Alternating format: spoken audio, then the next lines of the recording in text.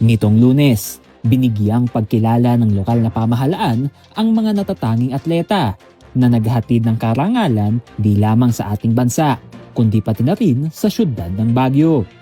At isa sa mga binigyang pagkilala ay ang tubong Baguio na si Justin Kobe Macario, na kung matatandaan, siya ang kauna-unahang Pinoy athlete na nagwagi ng gintong medalya sa katatapos na 33rd Southeast Asian Games na ginanap sa bansang Thailand nitong Desyembre noong nakaraang taon. Ayon kay Kobe, isang malaking karangalan ang pagkilalang iginawad sa kanya ng lokal na pamahalaan. Dahil dito sa Baguio City nagsimula ang kanyang kwento sa mundo ng Taekwondo. Dagdag pa ng SEA Games gold medalist, hindi naging biro ang preparasyon ng atleta para sa naturang kompetisyon. Dahil bukod sa kapwa preparadong mga atleta mula sa iba't ibang bansa ng Southeast Asia, naging pagsubok din kay Kobe ang pagkawalay sa pamilya, bunsod ng kanyang paghahanda sa kompetisyon. Unang-una syempre yung homesick kasi ayun, ang training grounds namin ngayon sa Manila.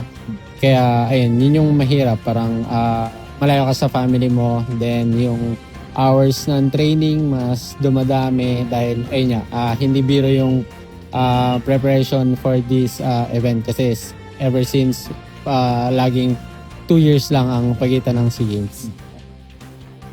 Ngayong Pebrero, gaganapin naman sa probinsya ng Benguet ang pinakamalaking sporting event sa buong rehiyon, ang Cordillera Administrative Region Athletic Association o ang CARAA 2026.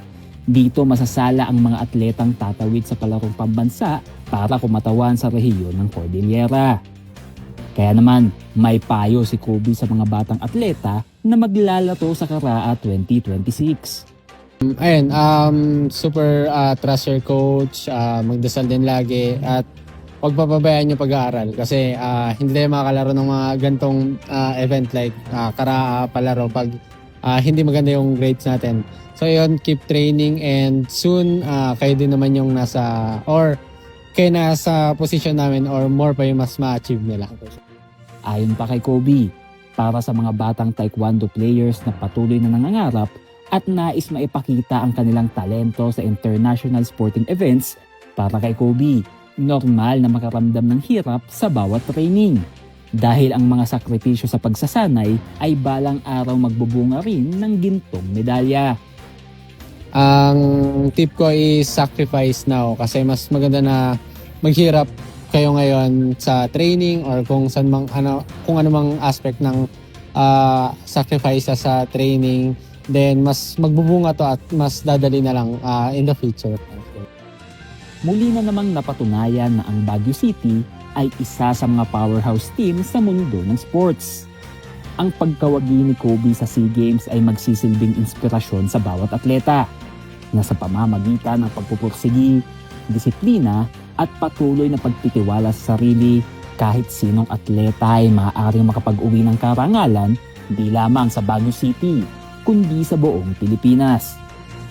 Conan Gulapa para sa PIO Baguio Balita.